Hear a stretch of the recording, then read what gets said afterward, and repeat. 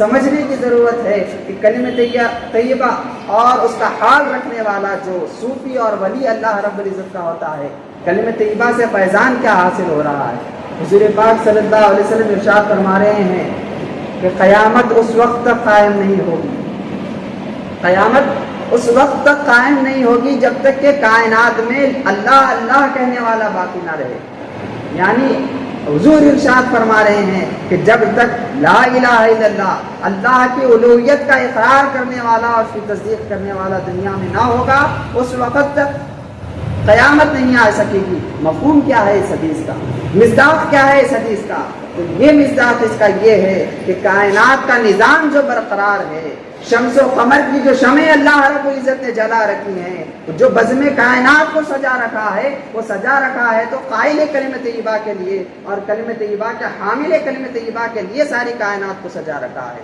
حضور پاک صلی اللہ علیہ وسلم ارشاد فرماتے ہیں انما الدنیا خلقت لکم وانما الآخرۃ خلقت لہ، یعنی حضور پاک صلی اللہ علیہ وسلم ارشاد فرما رہے ہیں دنیا یہ جو کائنات ہے جس کے پیچھے تم بھاگ رہے ہو، اللہ کو چھوڑ رہے ہو، مخلوق کی طرف بھاگ رہے ہو، جبکہ کلمہ طیبہ تمہیں یہ اس لیے دیا گیا تھا کہ مخلوق سے ہٹتے چلے جاؤ، خالق سے جڑتے چلے جاؤ، مگر وائے افسوس، وائے مجبوری، ہمارا عالم یہ ہو گیا ہے کہ ہم مخلوق کی طرف بھاگ رہے ہیں، خالق سے دور چلے جا رہے ہیں۔ یہاں پر ایک لطیف بات عرض کرتا چلوں جو سب کے فہم میں تو یوں نہیں آ جاتی، مگر پھر بھی عرض کر رہا ہوں۔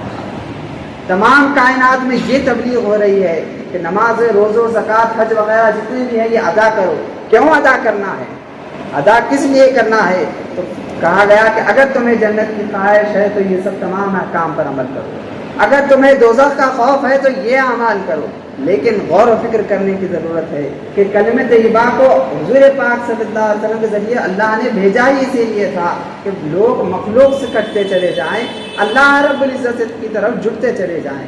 لیکن یہاں پر مخلوق جنت کو اللہ رب العزت ارشاد فرما رہا ہے کہ جنت کو بھی میں نے پیدا کیا، دوزخ کو بھی میں نے پیدا کیا، تو یہ تو جنت و دوزخ مخلوق ہے، مخلوق کی طرف پھر چلا جا رہا ہے، عبادتیں اللہ کی کر رہا ہے مگر پھر مخلوق کی طرف چلا جا رہا ہے۔ پانی پانی کر گئی مجھ کو قلندر کی یہ بات، تو جھکا جب غیر کے آگے، نہ تن تیرا نہ من، نہ تن میرا ہے جھک رہا ہوں، نہ اللہ کے سامنے نہ تن میرا ہے۔ اگر میرا تن ہوتا تو میرا اختیار چلتا، نہ من میرا ہے نہ میرا تفکرات ہے اس میں، بلکہ غیر کا خیال، غیر کی مقصودیت میرے دل میں ہے۔ البتہ بزرگان دین یہی ارشاد فرماتے ہیں کہ جو ساری کائنات میں یہ لا الہ الا اللہ کا مفہوم ہے کہ لا معبود الا اللہ، اللہ کے علاوہ کوئی معبود نہیں۔ خانقاہی اعتبار سے اس کا مفہوم کیا ہے؟ لا مقصود الا اللہ، اللہ کے علاوہ کوئی مقاصد کی تکمیل کرنے والا نہیں، اللہ کے علاوہ کوئی مطلوب حقیقی نہیں، لا موجود الا اللہ، اللہ کے علاوہ کوئی موجود نہیں۔ خانقاہی نظام یہ سمجھاتا ہے کہ وَنَحْنُ أَقْرَبُ إِلَيْهِ مِنْكُمْ وَلَكِنْ لَا تَبْصِرُونَ، میں تو تمہاری رگے جاں سے قریب ہوں، تمہیں کیا ہو گیا ہے کہ تم نہیں دیکھتے۔ حضور پاک صلی اللہ علیہ وسلم کے ذریعے وحی کا نزول ارشاد فرما رہا ہے اللہ رب العزت کہ افلا يتدبرون القرآن ام علی قلوب اقفالها، کیا تم قرآن مجید میں غور و فکر نہیں کرتے؟ کیا تمہارے دلوں پر قفل پڑ گئے ہیں؟ غور کرو بزرگوں اور دوستو، غور کرو اللہ کس طرح کتنا قریب بندے سے ہو کر عرض کر رہا ہے کہ تمہارے دلوں پر تالے پڑ گئے۔ دل پر تالے پڑنا کسے کہتے ہیں؟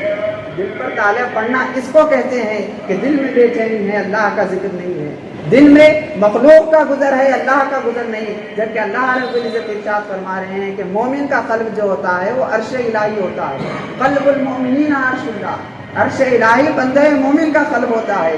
مراد کیا ہے اس سے؟ یہاں پر اللہ کے تمام نعوذ باللہ مجسم اللہ یہاں پر نہیں آ جاتا، بلکہ اللہ کی یاد اور اللہ کا ذکر اس جگہ آ جاتا ہے۔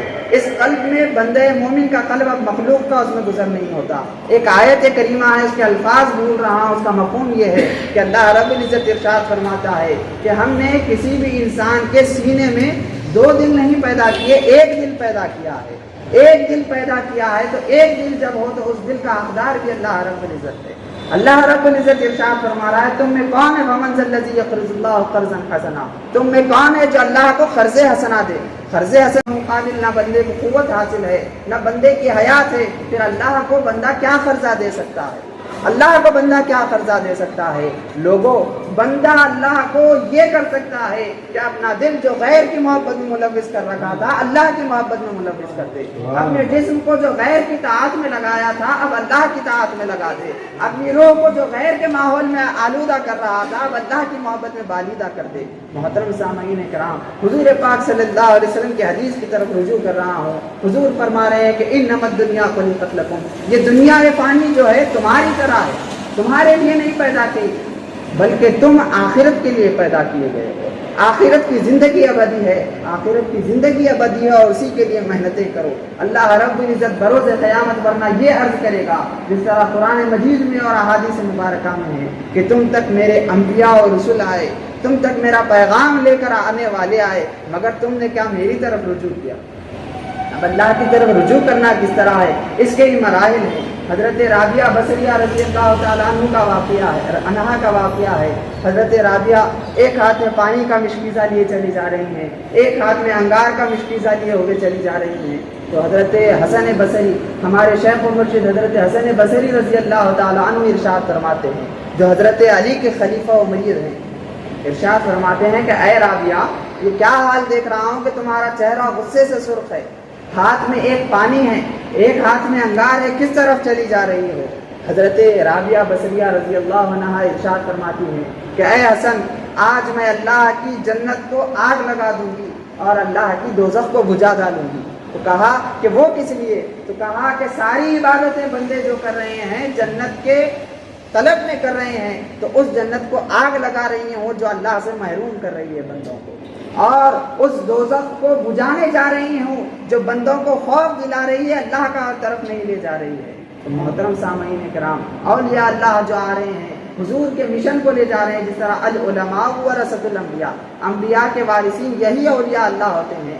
علماء امتی، انبیائی بنی اسرائیل، میری امت کے جو اولیاء اور علماء ہیں یہ بنی اسرائیل کے انبیاء کی مانند ہے۔ یہ حضور نے جو ارشاد فرمایا اس کا مقصد یہ ہے کہ یہ جو نبوت کا مشن ہے، نبوت اللہ رب العزت جو نبی کو مبعوث کرتا ہے ایک مقصد کے تحت مبعوث کرتا ہے کہ بندہ مخلوق سے کرتا چلا جائے، اللہ کی طرف جھکتا چلا جائے۔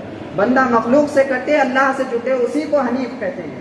حضرت ابراہیم علیہ السلام کا واقعہ مشہور ہے کہ حضرت ابراہیم علیہ السلام بیٹھے ہیں، رات میں چاندنی کو دیکھ رہے ہیں، چاند کو دیکھ کر عرض کرتے ہیں کہ ھذا ربی، یہ میرا رب ہے۔ چاند روشن بھی ہے، ساری کائنات کو بھی روشن کر رہا ہے، ٹھنڈک بھی پہنچا رہا ہے، میسر، اور کئی لوگوں کی حاجتیں بھی اس میں مکمل ہو رہی ہیں، راستے بھی طے ہو رہے ہیں۔ یہ دیکھ کر عرض کرتے ہیں ابراہیم علیہ السلام ھذا ربی، یہ میرا رب ہے۔ پھر تھوڑی دیر کے بعد جب صبح ہو جاتی ہے، صبح ہوتے ہی حضرت ابراہیم علیہ السلام عرض کرتے ہیں کہ انی لا احب العافلین، میں ڈوبنے والوں کو پسند نہیں کرتا اور ڈوبنے والا خدا بھی نہیں ہوتا۔ پھر صبح دیکھتے ہیں کہ سورج ہے، سورج کو دیکھ کر عرض کرتے ہیں کہ ھذا ربی ھذا اکبر، یہ میرا رب ہے، یہ بڑا ہے۔ پھر سورج کو دیکھتے ہیں کہ مغرب کے وقت غروب ہوتا ہے، پھر ارشاد فرماتے ہیں کہ انی لا احب العافلین، میں ڈوبنے والوں کو پسند نہیں کرتا اور ڈوبنے والا خدا نہیں ہو سکتا۔